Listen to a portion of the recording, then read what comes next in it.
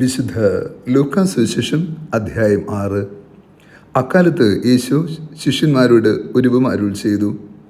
കുരുടന് കുരുടനെ നയിക്കുവാൻ സാധിക്കുമോ? ഇരുവരും കുഴിയിൽ വീഴുകയില്ലേ? ശിഷ്യൻ ഗുരുവിനേക്കാൾ വലിയവനല്ല, എന്നാൽ എല്ലാം പഠിച്ചു കഴിയുമ്പോൾ അവൻ ഗുരുവിനെ പോലെയാകും.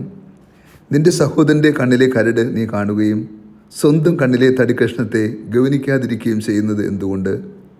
സ്വന്തം കണ്ണിലെ തടിക്കഷ്ണം കാണാതിരിക്കെ സഹോദര, നിന്റെ കണ്ണിലെ കരട് ഞാൻ എടുത്തു കളയട്ടെ എന്ന് പറയാൻ നിനക്ക് എങ്ങനെ കഴിയും? കപടനാട്യക്കാരെ, ആദ്യമേ നിന്റെ കണ്ണിലെ തടിക്കഷ്ണം എടുത്തു മാറ്റുക, അപ്പോൾ നിന്റെ സഹോദരൻ്റെ കണ്ണിലെ കരട് എടുത്തു കളയാൻ കഴിയും വിധം നിന്റെ കാഴ്ച തെളിഞ്ഞു കിട്ടും. നല്ല വൃക്ഷം ചീത്ത ഫലങ്ങൾ പുറപ്പെടുവിക്കുന്നില്ല, ചീത്ത വൃക്ഷങ്ങൾ നല്ല ഫലങ്ങളും. ഓരോ വൃക്ഷവും ഫലം കൊണ്ട് തിരിച്ചറിയപ്പെടുന്നു. മുൾച്ചെടിയിൽ നിന്ന് അത്തിപ്പഴമോ ഞെരിഞ്ഞിൽ നിന്ന് മുന്തിരിപ്പഴമോ ലഭിക്കുന്നില്ലല്ലോ.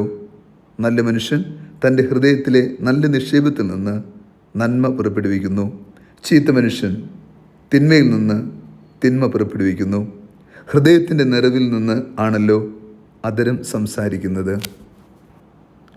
ഈശോയിൽ ഏറ്റവും സ്നേഹമുള്ള പ്രിയ ദൈവമക്കളെ, ആണ്ടുവട്ടത്തിൻ്റെ 8-ാം ഞായറാഴ്ചയായ ഇന്ന് തിരുസഭ ഏറെ അർത്ഥസന്തുഷ്ടമായ തിരുവചനങ്ങളിലൂടെ ദൈവമക്കളായ നമ്മെ യഥാർത്ഥ ക്രിസ്തീയ ചൈതന്യത്തിൽ ജീവിക്കുവാൻ പ്രേരണ നൽകുകയാണ്. ഇന്നത്തെ വചനഭാഗമെല്ലാം നമ്മെ നയിക്കുന്നത് ഒരു സ്വയം അവബോധത്തിലേക്കാണ്.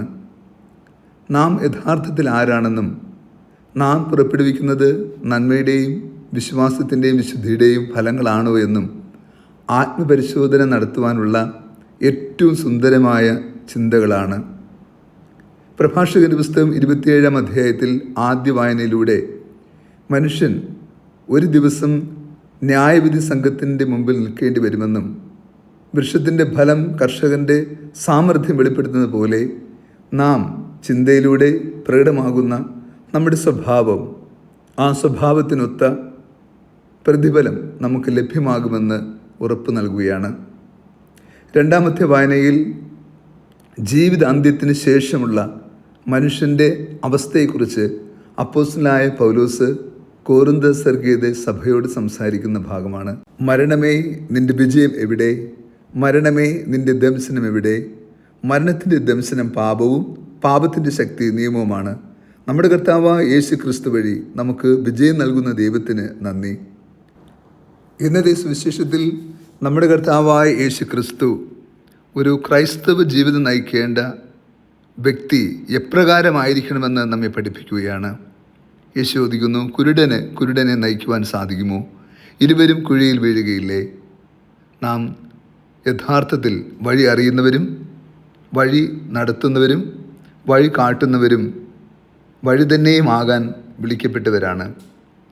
നാം യഥാർത്ഥത്തിൽ വഴിയറിയാതെ യാത്ര ചെയ്താൽ ആരെയും നിത്യജീവൻ്റെ കൃപയിലേക്ക് നയിക്കുവാൻ നമുക്ക് സാധ്യമാകില്ല.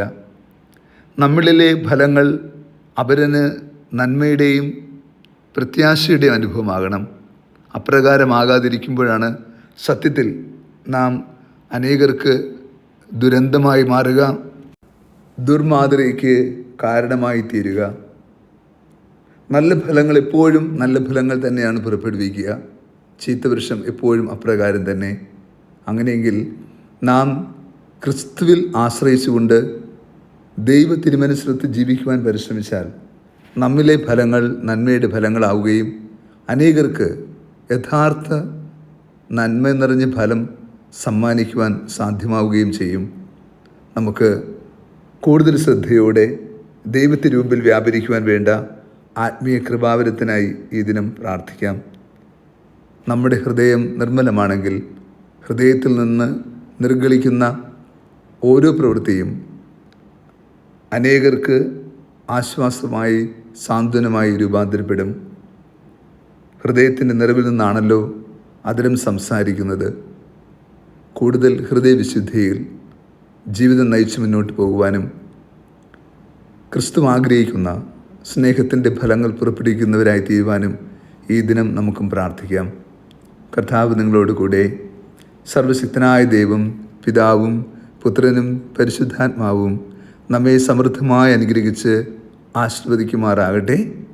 ആമേൻ.